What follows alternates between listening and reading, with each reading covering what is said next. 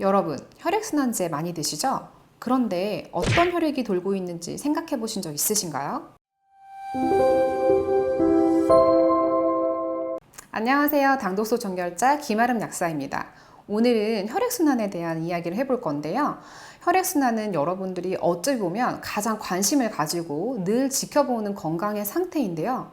만약 우리가 이 혈액순환이 잘 되지 않으면 처음에는 손발의 저림이라든지 말초의 냉증, 두통, 어지러움, 이명과 같은 증상을 느낄 수가 있고, 나아가서는 신장 질환이나 뇌졸중, 협심증 이런 심혈관계 질환들, 더 나아가서는 치매까지 생길 수 있는 아주 무서운 상태인 거죠. 여러분들, 제가 약국에서 상담하다 보면 제가 다리가 저린데 어떤 제품을 먹어야 되나요?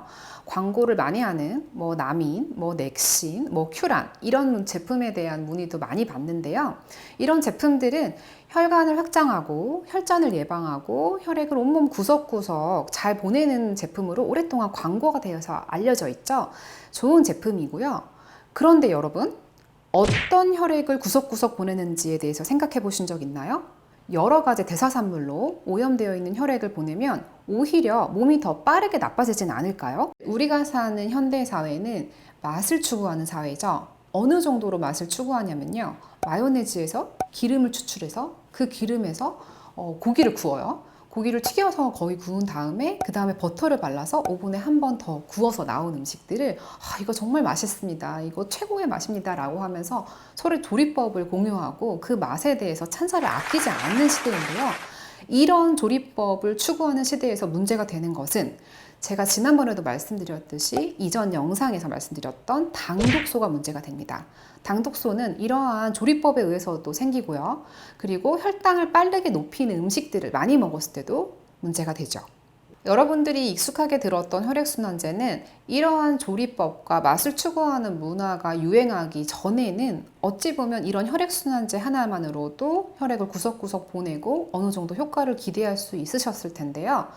현재는 반드시 당독소의 개념을 혈액순환에 포함을 시키셔서 생각을 하셔야 합니다. 네, 제가 약국에서 만났던 분의 사례가 생각이 나는데요.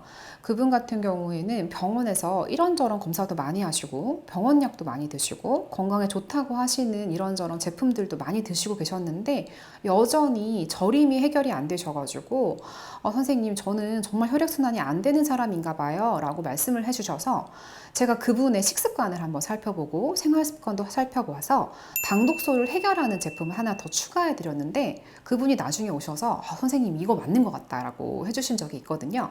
그럴 만큼 현대사회의 현대인들의 혈액순환에 있어서 반드시 당독소는 고려해야 한다는 그런 말씀을 드리고 싶습니다. 혈관 안의 혈액 속에는 부지런히 일을 하는 단백질들이 있습니다. 첫 번째, 적혈구인데요. 적혈구의 헤모글로빈은 산소를 날라주는 역할을 하죠. 두 번째는 알부민입니다. 알부민은 우리 몸에 영양분을 나르고 삼투압을 유지하고 그리고 항산화 작용을 한다고 알려져 있죠. 세 번째는 면역을 담당하는 이뮤노글로불린인데요. 당독소는 이렇게 일을 잘 해야 되는, 그리고 깨끗하게 유지되어야 하는 이 혈장 단백질에 무차별적으로 달라붙어서 이 아이들을 망가뜨립니다.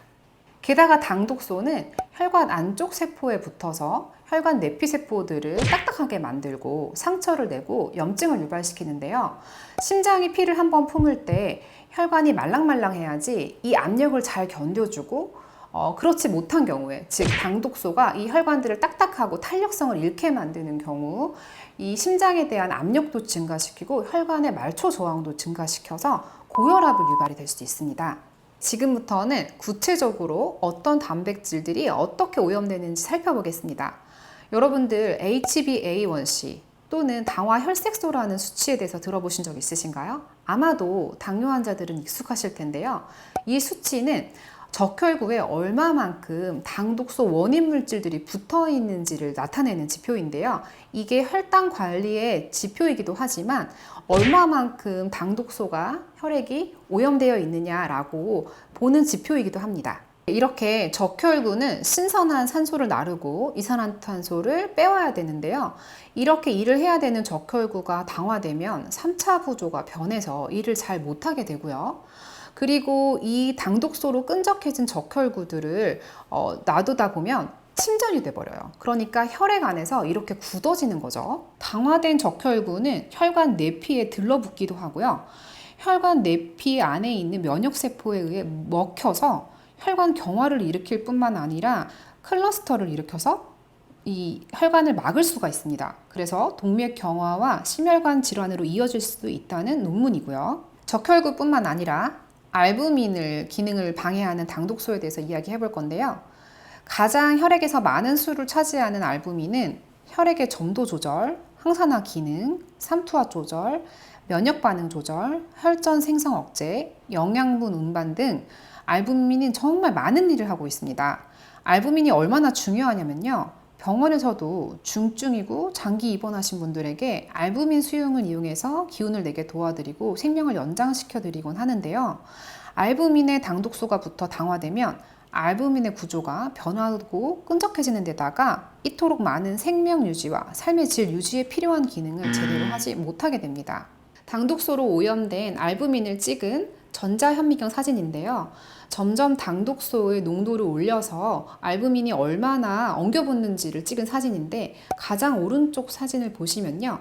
높은 당독소에 노출된 알부민들이 얼마나 잘 엉겨붙는지, 그리고 이 엉겨붙어서 떡이 되어 있는 혈액을 돌린다고 생각해 보세요. 무섭지 않으신가요? 여러분들, 혈액순환의 진정한 의미를 생각해 보셔야 하는데요. 당독소로 오염된 혈액을 돌리면 오히려 질병의 원인이 되는 당독소를 온몸 구석구석 전달하는 안타까운 상황이 되고요. 따라서 당독소 관리가 혈액 건강 관리의 핵심이 되어야 합니다. 네, 여러분들, 제가 오늘 준비한 영상은 여기까지고요. 당독소에 관해서 더 많이 알고 싶으신 분은 댓글 링크를 확인해 주시면 감사하겠습니다. 감사합니다.